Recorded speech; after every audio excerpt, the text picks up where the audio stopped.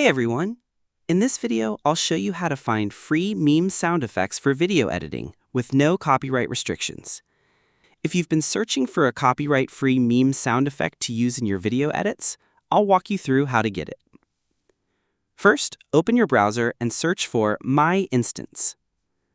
Click on the first result. Once you're on the site, you'll see a variety of sound buttons you can try out. Just click on the round button to listen.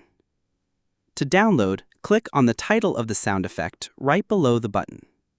It might open ads, just close or skip. Then, scroll down a little and click Download MP3. And the sound will start downloading instantly.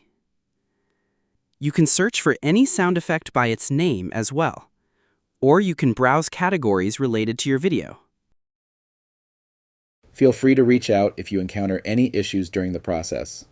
If this video helps you out, please leave a like and subscribe. Comment below if you have any questions.